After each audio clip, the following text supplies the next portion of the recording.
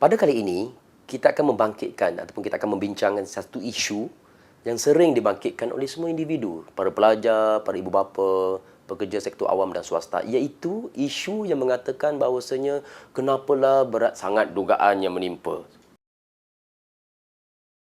Kenapalah Tuhan menguji kita dengan dugaan yang berat-berat. Sebelum Abang Raja mengulas isu tersebut, ingin sekali Abang Raja memberitahu bahawasanya masalah tidak boleh lari dengan kehidupan. Semua individu menghadapi masalah. Tak kiralah dia ustaz, tak kiralah dia pelajar sekolah, tak kiralah dia ibu bapa, semua kita menghadapi masalah. Dan masalah-masalah yang kita hadapi ini, jika kita perhatikan, masalah ini biasanya datang kepada kita daripada sudut kelemahan diri kita sendiri. Allah Subhanahu Wa Taala menguji kita berdasarkan kelemahan kita. Jika kita perhatikan, ibu bapa yang terlalu sayangkan anak-anak, mereka diuji dengan anak-anak yang jahat-jahat, anak-anak yang nakal-nakal dan sebagainya.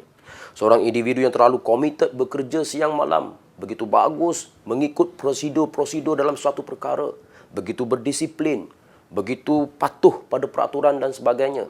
Contohnya, begitu taat bekerja, balik lewat malam, overtime selalu dengan mengharapkan balasan yang setimpal daripada bos. Tetapi biasanya pekerja-pekerja inilah yang dibuang kerja, pekerja-pekerja inilah yang tidak dapat naik pangkat. Sebaliknya yang naik pangkat, mereka-mereka yang main pintu belakang dan sebagainya. Seseorang individu yang terlalu kedekut contohnya. Tuhan uji mereka dengan hilang duit dan sebagainya. Tuhan selalu menguji kita melalui perkara-perkara yang kita lemah, melalui kelemahan diri kita.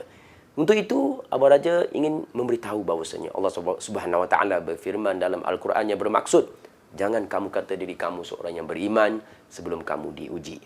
Maka bila kita faham bahawasanya ujian-ujian yang datang kepada kita ini adalah ujian daripada Allah Subhanahu Wa Taala untuk menguji keimanan kita, maka tidak semestinya, tidak harusnya lah kita akan rasa rendah diri, akan rasa susah hati dengan ujian-ujian yang mendatang.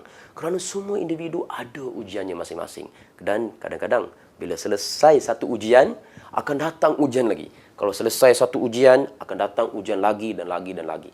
Ujian-ujian kepada kita ini tidak akan pernah habis walau apa saja yang berlaku sehinggalah ke akhir hayat kita. Untuk itu, para penonton sekalian, Abang Raja ingin sekali berkongsi tips untuk mengatasi atau berhadapan dengan ujian-ujian daripada Allah. Antara yang pertama, yang paling penting ialah kita perlu faham pertama sekali bahawasanya ujian yang datang daripada Allah ini adalah bukan saja-saja Allah Ta'ala ciptakan untuk kita. Saja-saja Allah Ta'ala datangkan kepada kita. Kerana ujian ini sebenarnya adalah salah satu daripada cara Allah Ta'ala melatih kita jadi hebat. Semenjak kecil, Abang Raja masih ingat sewaktu di sekolah rendah, Abang Raja hanya membawa duit 20 sen satu hari ke sekolah. Beratur di kantin dengan sebelah kaki. Sebab pada masa itu Abang Raja belum lagi memakai kaki palsu. Seringkali diejek dengan kawan-kawan, terjatuh sewaktu membawa makanan dan sebagainya. Tetapi rupa-rupanya bila berada di tahap ini pada hari ini, Abang Raja menyedari bahawasanya segala kesusahan dan keperitan hidup itu adalah cara Allah Subhanahu Wa Taala melatih kita jadi hebat. Amatlah rugi bagi mana-mana individu yang mengalah dengan sebarang ujian yang ditempuhi. Amatlah rugi bagi mana-mana individu yang melakukan perkara-perkara yang tidak baik, tindakan-tindakan yang melampaui batas bila berhadapan dengan ujian tersebut. Sedih dan kesal Abang Raja apabila mendengar berita tentang kes bunuh diri dan sebagainya kerana tidak tahan dengan dugaan-dugaan daripada Allah Subhanahu Wa Taala. Sesungguhnya di dalam dunia ini kita jangan terlalu attached to anything. Jangan terlalu menghambakan diri kita dengan sesuatu. Seseorang individu yang terlalu attached dengan duit. If you too much attached to money, you will become bankrupt. If you too much attached to people, you will lose them.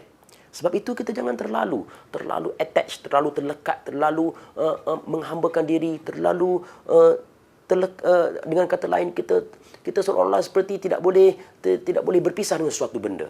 Kerana sebenarnya diri kita sendiri ini tidak dimiliki oleh sesiapa melainkan Allah Subhanahu Wa Taala.